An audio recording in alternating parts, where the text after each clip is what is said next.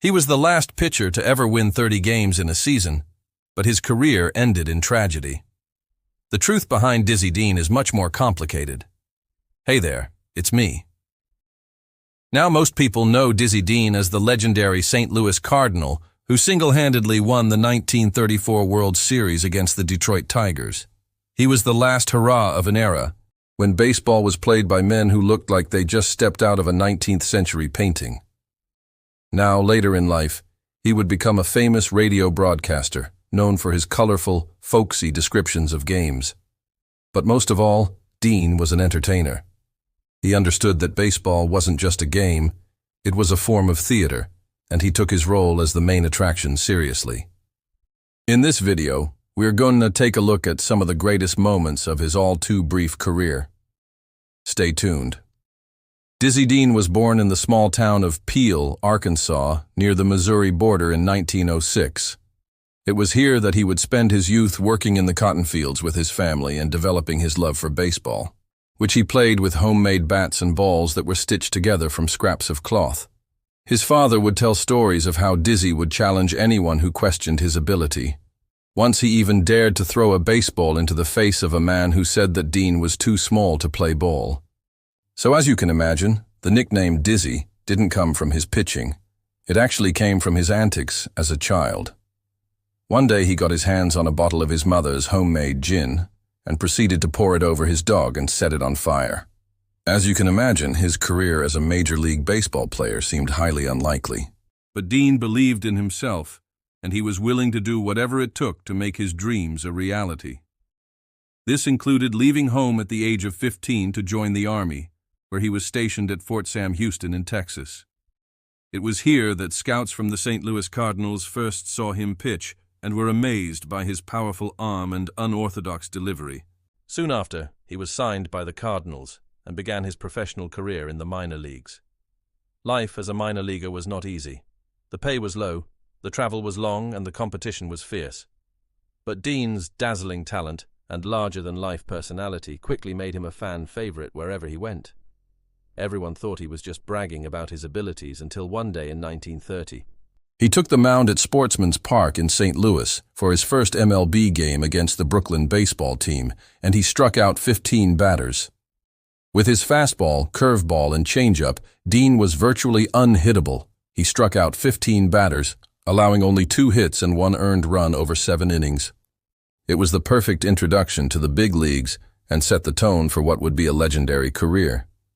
Over the next few years, Dean would establish himself as one of the top pitchers in baseball, winning 20 or more games each season and leading the Cardinals to the World Series in 1934. This was the year that Dean truly came into his own. He won 30 games, setting a record that still stands today for the most wins in a single season by a rookie. His performance on the field was nothing short of magical. He struck out 15 batters per game and allowed only 2 hits and 1 earned run. But it was in the World Series where he truly made his mark.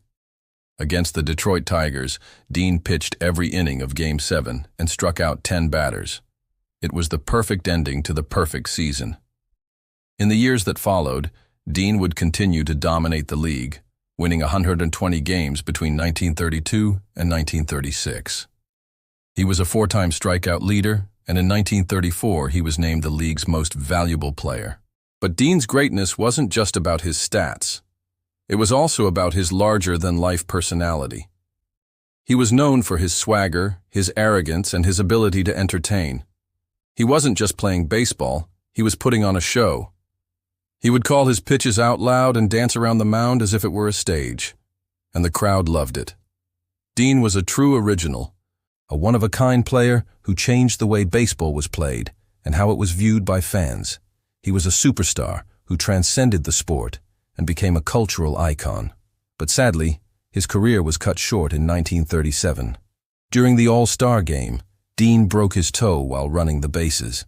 Despite the injury, he rushed back to the mound and tried to pitch, but his mechanics were off and he destroyed his arm.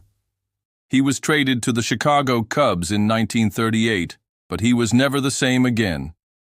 The fans saw his decline with sadness, but their admiration for him never faded. After retiring from baseball, Dean became a radio broadcaster.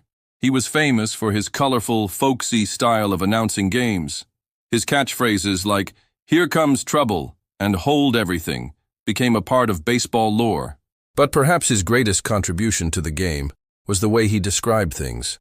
He had a gift for making the listener feel like they were right there in the ballpark, hearing the crack of the bat and the roar of the crowd. In 1953, Dean was inducted into the Baseball Hall of Fame. His legacy was not just about his stats, but also about his charisma and his impact on the culture of the time. He was a symbol of joy and optimism during the Great Depression, a larger-than-life character who seemed to embody the American spirit of showmanship and resilience. So was Dizzy Dean the greatest baseball player who ever lived? No, probably not. But was he one of the greatest? Well, that's up for debate. What's not up for debate is that Dizzy Dean was one of the most exciting and entertaining players to ever step foot on a baseball field. He was a true original, a one-of-a-kind player who left an indelible mark on the game. Greatness isn't always measured in decades, sometimes in moments that last forever. And Dizzy Dean's moments will live on forever. So will we ever see another Dizzy Dean? The answer is simple. We won't. Thanks for watching. Let us know your thoughts below. And don't forget to like and subscribe. See ya.